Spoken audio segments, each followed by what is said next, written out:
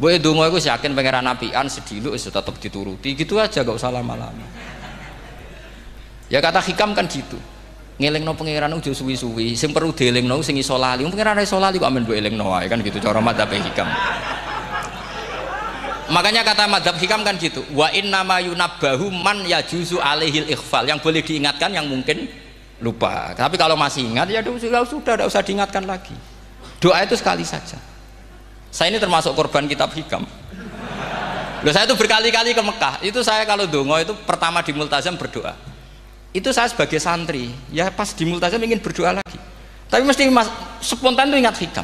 Yang boleh diingatkan, yang mungkin lupa. Akhirnya bilang, ya sudah tadi Gusti, ya gitu dok. Di putaran ketiga bilang, tadi loh Gusti, ya gitu terus. Karena memang saya malu mengingatkan zat yang nggak mungkin lupa. Tapi sampean jangan ikut saya, ini kriminal. Ini termasuk sisi-sisi kriminal ilmu saya.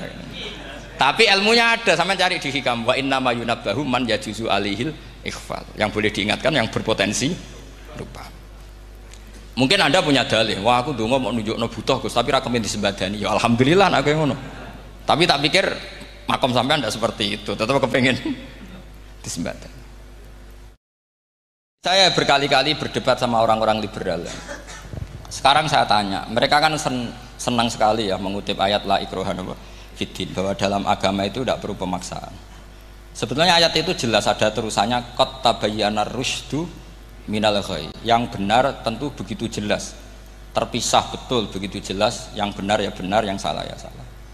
Sehingga kita tidak perlu memaksa orang, misalnya 2 ditambah 2 itu 4, terus kamu paksa, kalau nggak mengatakan 4 tak penjara, itu tidak perlu. Kalau orang waras pas bilang 2 tambah 2 4, 1 tambah 1 2. Kebenaran la ilaha illallah itu seperti itu, kebenaran yang begitu nyata sehingga tidak butuh dipaksa. Jadi sebetulnya la ikraha fiddin itu konteksnya, karena kebenaran benar-benar sudah punya eksistensi yang nyata, untuk diakui itu tidak butuh pemaksaan. Orang seluruh Indonesia kan bilang 1 tambah 1 itu 2, nggak usah diintimidasi nanti ditangkap Pak Gatot gitu. Ya tidak perlu. Makanya terusannya ayat. Lah repotnya sekarang santri-santri kalau pidato khitobiah di pondok-pondok ya diputus kayak orang liberal. La ikraha fiddin. Itu belum wakaf, masih qad tabayyana rusydu minal ghayy. Paham yang saya maksud ya? Sehingga kadang Nabi itu ngendikan secara ekstrim. Misalnya mangqala la ilaha illallah dakhalal jannah. Siapa yang meyakini la ilaha illallah nanti pasti masuk surga. Entah kapan pasti masuk surga. Kalau belum ya antri masih, tapi pasti lah. Terus Nabi sempat ngendikan, itu hadis sahih, wa in zana wa in saraka, meskipun pernah punya masa lalu, zana itu fi'il madhi, pernah punya masa lalu, pernah zina, pernah maling. Itu sampai 3 kali sahabat protes. Tapi saya berkali-kali ngomong di ngaji di Jogja, di Bojonegoro, di rumah ngomong, kebenaran yang absolut, kebenaran yang hakiki tidak bisa terganggu oleh perilaku sosial. Bukan masalah seakan-akan hadis ini membolehkan zina, itu tidak mungkin. Inna wa la ya'muru bil fahsya, Allah tidak akan nyuruh hal yang buruk. Tapi saya beri satu logika, satu analogi. Kalau rektor Al-Azhar kamu tanya 1 tambah 1 berapa Pak Rektor, pasti bilang 2. Kamu tanya Amrozi ya bilang 2. Kamu tanya Pak Ahok ya bilang 2. Kamu tanya Anies Baswedan ya bilang 2. Tanya Pak Nusron dijawab 2. Sama, semuanya jawab 2. Karena kebenaran hakiki pasti absolut. Sekarang misalnya gini, ada lonte dari dulu Doli misalnya, kamu tanya Mbak 1 tambah 1 itu berapa, pasti bilang 2. Jangan kamu mentang-mentang imam masjid, saya tak jawab 3, saya kan imam masjid, masa sama dengan lonte? Tidak bisa, kebenaran absolut itu pasti sama. Mbok rektor Al-Azhar sama siapapun ya jawabnya sama. Paham yang saya maksud? Sebab itu kadang Nabi ngendikan wa in itu la ilaha illallah itu kebenaran absolut, lebih absolut dibanding 1 ditambah 1 2. Sehingga kebenaran absolut la ilaha illallah itu nggak bisa terganggu oleh apapun. Paham ya maksud? Nah itu maksud qad tabayyana rusydu minal ghayy. Kita tanya rival politik, Pak Jokowi kamu tanya 1 tambah 1 ya 2, Pak Prabowo ya bilang 2. Bukan karena rival politik. Tadi Pak Jokowi jawab berapa? 2. Ya udahlah 4. Tidak ada seperti itu. Itu disebut qad tabayyana rusydu. Nah kembali ke ide tadi, ide bahwa wukuf boleh di mana saja, terus boleh tidak syawal, itu udah ide. Sebenarnya sampean mikir saja itu sudah kriminal. Berarti sampean ngapalkan pikiran salah ya. Karena kalau kita diskusikan itu lucu sekali karena ya itu sudah begini loh kaidah khilaf itu. Saya kasih tahu. Walaysa kullu khilafin jaa mu'tabara illa khilafal ladzi khadzu minan nadhari. Tidak semua khilaf itu dianggap satu khilaf, satu perbedaan pendapat kalau kualitasnya nggak sama-sama mutu. Kalau yang satu nggak mutu itu nggak dianggap khilaf, nggak level. Itu tadi misalnya Imam Ghazali ngendikan begini, qala al-Ghazali gini-gini. Pasti saingannya ya qala Nawawi atau qala Al-Qurtubi atau qala siapalah. Jangan qala al-Ghazali terus kamu saingi menurut Ustadz dari Solo, dari Jogja, wah ya udah level masa Imam Ghazali disaingi. Itu ya aturannya seperti itu. Ini jelas. Rasulullah sendiri yang ngendikan al-hajju arafah, bahwa syarat sahnya haji adalah wukuf, dan Nabi menyebut arafah. Tentu kita tidak pernah memperbandingkan apa yang disabdakan Nabi dengan yang jadi pikiran mereka itu. Kalau mereka alasannya karena orang bergumul di situ, di Mina, di Arafah, gara-gara waktunya sama, titiknya sama, terus terjadi kematian gini. Apa yang nggak wukuf di Arafah itu hidup semua. Itu kan kayak dalilnya orang rokok mari cepat mati. Oh, sing ra rokok ya mati. Orang-orang jil juga mati. Orang-orang liberal yang pikirannya katanya ingin menyelamatkan kehidupan juga pada akhirnya mereka mati. Mendingan mati di Arafah keren di tanah suci. Bodoh usah begitu. Sebenarnya begini loh. Mereka itu menjadi salah karena nggak mau ngaji fikih secara serius. Saya itu memang menyesal sekali ya. Kenapa sih orang wukuf itu kok dungani suwira barbar itu memang sakiliane. Boy dongo itu yakin pangeran apian sedilo tetap dituruti gitu aja, gak usah lama-lama. Ya kata hikam kan gitu. Ngelingno pangeran udah suwi-suwi, sing perlu dielingno sing iso lali. Pangeran iso lali kok amen mbok elingno wae kan gitu cara madzhab hikam. Makanya kata madzhab hikam kan gitu. Wa inna ma yunabbahu man yajuzu alaihil ikhfal. Yang boleh diingatkan yang mungkin lupa. Tapi kalau masih ingat ya sudah tidak usah diingatkan lagi. Doa itu sekali saja. Saya ini termasuk korban kitab hikam. Loh, saya itu berkali-kali ke Mekah. Itu saya kalau dongo itu pertama di Multazam berdoa. Itu saya sebagai santri ya pas di Multazam ingin berdoa lagi, tapi mesti spontan itu ingat hikam yang boleh diingatkan yang mungkin lupa. Akhirnya bilang ya sudah tadi Gusti, ya gitu dok. Di putaran ketiga bilang tadi loh Gusti, ya gitu terus. Karena memang saya malu mengingatkan zat yang nggak mungkin lupa. Tapi sampean jangan ikut saya, ini kriminal. Ini termasuk sisi-sisi kriminal ilmu saya. Tapi ilmunya ada, sama cari di hikam. Wa inna ma yunabbahu man yajuzu alihil ikhfal. Yang boleh diingatkan yang berpotensi lupa. Mungkin Anda punya dalih, wah aku dongo mau nunjukno butuh Gus, tapi ra kepen disembadani. Ya alhamdulillah aku yang ngono. Tapi tak pikir makom sampean tidak seperti itu, tetap kepengen disembadani. Lalu pertanyaannya kemudian, kalau kita ngikuti fikih, sebetulnya nggak perlu menumpuk di Arafah, sama cari di takrib, di muin, di semua bab fikih. Wukuf di Arafah itu sah dan tidak perlu muksun walau mutarodidan, meskipun hanya jalan-jalan. Bahkan di Fathul Mu'in diberi walau lagi walau fitolabi abidin, moro Arafah be golek duit ceblok atau golek apa ini ya wis sah. Lu andai kan semua melakukan itu mau ngesif muter saja kan selesai kan. Mari terus dodongkrok di situ lama-lama. Iya enggak? Zaman Fathul Mu'in dihentikan walau mutarodidan, lewat tok itu sudah sah. Bahkan walau fitolabi abikan, meskipun tidak punya niat wukuf, pokoknya ke situ ya sudah nyari-nyari apa gitu. Sing mari menumpuk gara-gara semua itu ingin ideal. Wah mumpung di Arafah ngentekno Tegal, ngentekno sawah, wah sudah. Makanya kalau haji itu sama orang yang ngedol Tegal mesti seru, wah itu nangis.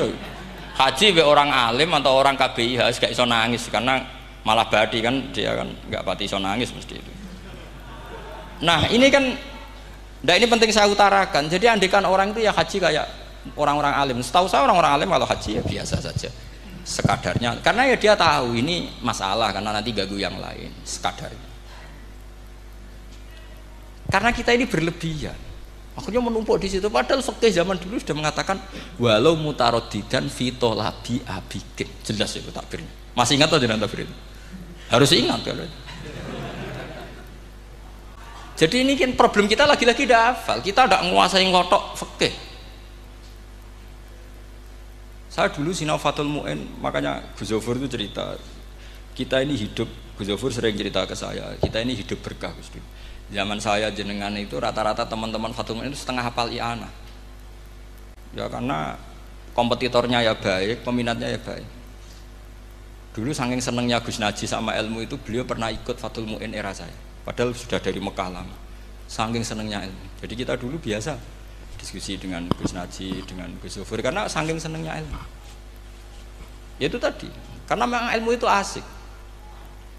Tapi kita ini belajar fikih itu tidak seperti itu. Kita sudah kayak, ya sudah kayak orang-orang yang nggak mau fikih. Wong nak ndonga ning Arafah gini-gini terus, ya hanya gitu-gitu dong. Tidak mikir kalau ganggu orang lain itu begini gue dipikir. Itu satu. Jadi menurut saya, sampean jangan pernah terlintas bahwa pendapat jil atau apa saja itu pendapat. Walaysa kullu khilafin ja'a mu'tabara illa khilafal ladzi khaddu minan nadhari. Tidak semua khilaf itu kita hitung khilaf kecuali yang kualitasnya sama. Kecuali begini kualitasnya agak sama. Misalnya sholat jenazah. Sholat jenazah itu trennya kan mayit di depan, terus imamnya itu di belakang. Nah itu boleh, ada ulama mengatakan nggak apa-apa. Sholat jenazahnya di depan, mayit imamnya di jenazahnya di belakang, imamnya di depan. Meskipun itu tidak lazim, tapi masih masuk akal. Itu tadi fa'innal janazah laisat bimanzilatil imam. Piye jenazah ora imam wajib kok ngarep. Alasannya apa? Loh itu udah orang liberal, itu kitab Mahalil. Kaul awal jenazah harus di depan, kaul sani tidak harus. Piye jenazah itu tidak imam. Coba alasannya di depan apa? Dia tidak imam.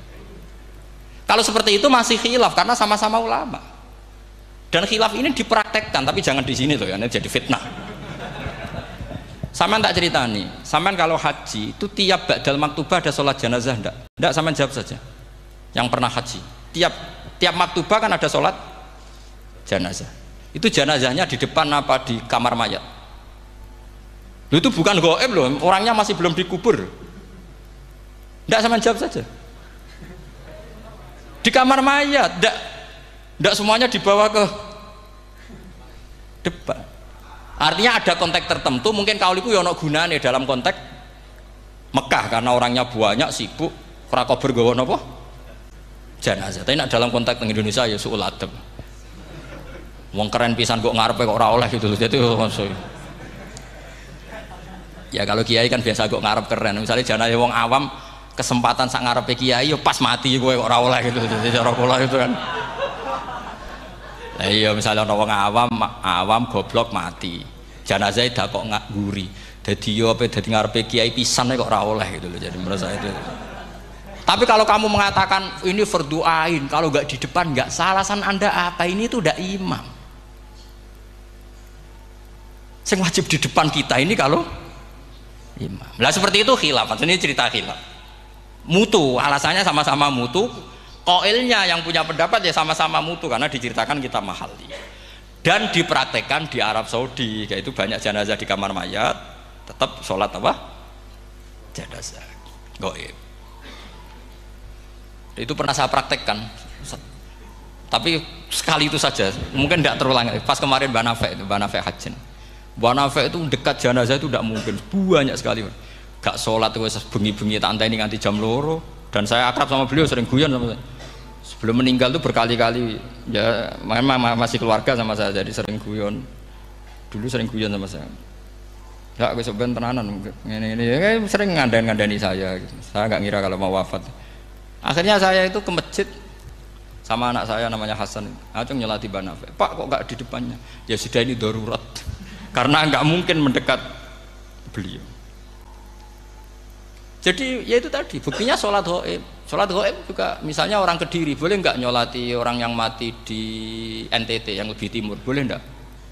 Boleh. Padahal mayatnya di belakang karena memang nggak imam. Lah kalau seperti itu khilaf. Ini cerita kalau seperti itu khilaf meskipun agak-agak kontroversi tapi kualitasnya masih waras lah, masih bagus. Sampai kalau nggak percaya cari di Mahali di bab jenazah. Kalau Mahalinya ada di Qalyubi, tapi jelas saya yakin itu ada. Saya tidak donan yakin jangan. Kalau nu mulang, ya mulang terus tidak punya masalah ingatan. Jadi ingat betul kalau takbir itu ada gitu. Jadi saya ingat betul kalau takbir itu ada.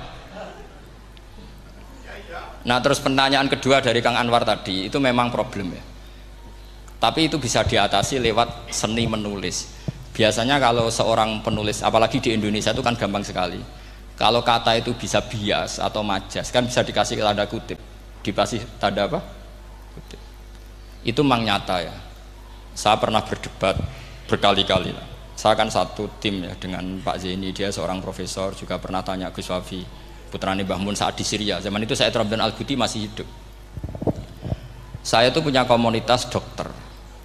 Ini cerita nyata ya. Yang dia tanya gini, Pak Bahak, kita ini ahli embriologi dan tidak pernah ada ceritanya ada segumpal darah dalam proses embriologi. Yang ada itu sekian zigot yang berhasil nempel di dinding rahim itu nanti yang jadi janin. Jadi kalau kita ngaji ada segumpal darah itu menjadi aneh bagi kita karena proses itu tidak ada. Ya saya jawab ya enteng saja. Ya kan yang bilang segumpal darah itu kiai kan tidak Quran. Makanya benar Kang Anwar tadi yang ngomong itu mufasirnya atau kiainya yang terjemah. Kalau Quran hanya bilang min alakin. Iqra bismi rabbikal ladzi khalaq khalaqal insana min alaq. Alaq itu kan dari kata alaqa ya'liku alaqon, sesuatu yang nempel itu namanya alaqah. Makanya di Alfiyah ada wa ulqatun hasilatun, ulqah itu sesuatu yang terkait atau yang menempel. Sehingga ya pokoknya kalau alaq itu artinya tidak harus segumpal darah, bisa sesuatu yang menempel. Sama cari di kamus, dicari sama dia kamus. Alika ya'liku menempel. Oh, ya oke Pak, agak masalah. Nah, lalu kalau kita memaksakan itu bukti ilmiahnya Quran ya resiko juga. Nanti ada penelitian yang berbeda. Makanya kita bisa memanfaatkan tanda kutip. Kalau lafadz itu majas atau kata itu majas, kalimat itu majas. Atau kita menganalisis secara balaghah min jinsi dzalikat dam. Misalnya begini, saya kalau sedang benci Anda, saya akan bilang kamu itu membawa WC. Wong tak melete gawa WC ngalor ngidul. Karena di perut kita memang ada kotoran. Berarti kita ini WC yang melaku ngalor ngidul. Oke, itu saat kita benci manusia. Coba sampean lihat di kitab tasawuf. Faqih fatatakabbar wa anta kanafun minal aknam. Itu kan disebut, kamu kok sombong kowe iku WC melaku. Tapi nanti kalau kamu ngaji di alam rohani, kamu disebut laqad khalaqnal insana fi ahsani taqwim. Artinya bisa saja alakin ini benar-benar maknanya segumpal darah.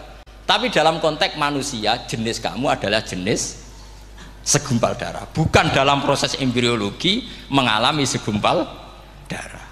Kita masih bisa berkelit. Asal kamu ilmunya banyak, hafalaman banyak, tetap bisa berkelit. Problemnya kadang kita tidak punya ilmu. Loh ya ini kisah nyata ya. Jadi kemarin entah tanggal berapa saya lupa, itu kan Kemenak datang ke Yai, ke Mbah Mun, ke Gus Zofur. Di antara usul saya seperti itu. Mbok terjemah Kemenak, kalau yang terkait sain itu dikasih bahasa yang bias, karena nanti kalau tidak bias, ini nanti ada penelitian kelihatan Quran dianggap loh ya, dianggap salah. Sebenarnya salah yang terjemah. Atau kita yakin sesuai ilmiah ternyata suatu saat ada penemuan yang berbeda. Kita bisa manfaatkan tadi seni menulis tadi, misalnya tanda kutip atau dipakai kata bias. Ya misalnya begini, contoh paling gampang tadi, misalnya kita bangga misalnya Quran terbukti benar ketika mengatakan baca ala bainahuma barzakha wa hijra mahjura, antara air tawar dan air laut itu ada pemisah. Kita mungkin ya setuju nyari-nyari ayat tentang Big Bang, tentang apa ledakan yang dahsyat. Tapi apapun itu teori itu bisa iya bisa tidak. Nah itu kita bisa manfaatkan tanda kutip. Atau seni pakai lughat. Saya beri contoh seni lughat begini. Keyakinan santri yang di sini, yang di kewagian sini, makhluk itu yang terkenal kan 3, manusia, jin, terus setan. Sudah kan 3 itu. Keyakinan sampean manusia dengan jin sama apa enggak? Beda kan, katanya beda. Terus jin dengan setan itu beda apa sama? Enggak, sampean jawab. Beda, rata-rata santri fikih bilang beda, karena jin itu bisa mukallaf, bisa sholat, bisa enggak. Kalau setan pasti enggak sholat. Tapi pecinta orang sholat dia, kalau orang sholat datang, penggemar dia, mau ganggu gitu. Nah sekarang pertanyaannya gini, lalu ketika para ulama mengatakan jin dan malaikat itu beda, jin dengan setan beda, tapi di Quran itu ada loh ayat fasajadu illa iblis karena minal jinni fa fasaqa an amri rabbi. Jelas ayatnya di surat Isra kalau nggak salah tuh. Kana minal jin. Kana ana sapa iblis iku minal jinni. Padahal tadi Anda yakin iblis dan jin itu tidak sekategori, tapi ayat itu kana minal jin. Caranya gimana? Gampang, sama cari di tafsir Baghawi atau tafsir Ibnu Katsir. Caranya adalah dianalisis secara lughah. Sesuatu yang nggak kelihatan atau yang gelap disebut jannah. Misalnya malam, kata Quran apa? Falamma janna alaihi lailu ra'a kaukaba. Karena malam itu gelap disebut jannah. Orang yang gila karena masturul akli disebut majnun. Karena madatul kalimah sama-sama jinnun.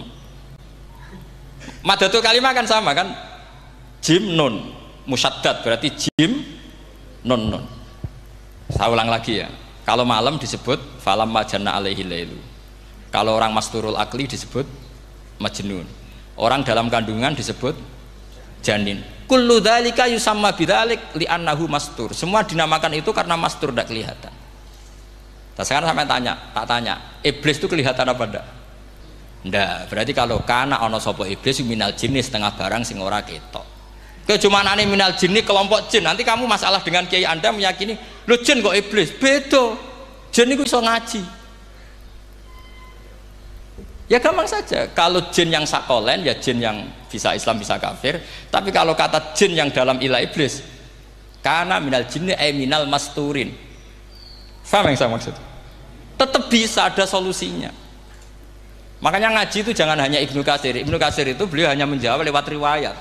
Beliau jarang bermain di lafadz. Tapi kalau sampean ngaji kayak tafsir Baghawi, kayak tafsir apa itu, subhanallah, ya Baghawi terus Bedawi, itu nganalisnya sering pakai lafadz dan itu menjadi mudah. Misalnya lagi begini, sholat kita ini ya sholat yang muftatahatun bitakbir, muftatamatun bitaslim. Tapi kita secara lughat jelas as-sholat lughatan ad-du'a. Dan ada lafadz di Quran yang nggak mungkin kita maknani sholat itu dengan makna sholat yang mustalah alaihim tal fuqaha, yaitu di ayat khud min amwalihim shadaqatan tutahhiruhum wa tuzakkihim biha wa sholli alaihim inna sholataka sakanul lahum. Muhammad, kalau ada orang zakat ke kamu, sholli alaihim, kamu harus mensolati mereka. Wong cek urip kok di solati, pasti maknanya sholli ay utulahum, kamu mendoakan. Terus inna sholataka sakanul lahum ay du'auka sakanul lahum, doa kamu membuat mereka tenang. Paham sih kalau maksud? Lagi-lagi kita, kalau Anda janggal secara ilmiah, ya sama seperti misalnya katanya bumi menurut Quran itu diciptakan dalam masa 6 hari, padahal menurut teori Big Bang sekian juta tahun. Lu yaumin itu maknanya tidak harus 24 jam. Kullahinin bisa disebut kullah yaumin. Buktinya ayat yas'aluhu man fis samawati wal ard kulla yaumin huwa fi sa'an. Apa Allah memutus sesuatu nunggu 24 jam? Kullahinin wa kulla waqtin huwa fi sa'an. Makanya di terjemahan UII termasuk saya usul fi sitati ayam itu dalam 6 masa. Karena kalau orang bilang hari asumsinya itu 24 jam kali 6. Itu masih bisa, masih meskipun mungkin seperti itu, tapi ya mungkin tidak. Tapi kita masih bisa bermain kata gini, ku dinetralisir. Yaum maknanya khin. Napa maknanya napa? Khin. Kayak di apa? Yas'aluhu man fis samawati wal ardi kulla yaumin huwa fisa. Kayak di ayat lagi, limanil mulkul yaum. Allah tanya itu ketika di akhirat apa di dunia? Enggak, sama jawab. Di akhirat. Ketika nanti di akhirat Allah tanya, liman iku kedue sopo al mulku te kerajaan al yauma, limanil mulkul yaum lillahil wahidil fa inna fil akhirah laisa hunaka yaumun wala hunaka sa'a wala hunaka misalnya arbaun wa isruna sa. Di akhirat tidak ada 24 jam. Istilahnya Allah ya limanil mulkul yaum. Paham sih kalau maksud? Jadi lagi-lagi syaratnya hafal tadi. Nah, jadi artinya lafadz yaum dipakai di Quran berapa kali, konteksnya apa saja. Ya saya kira demikian.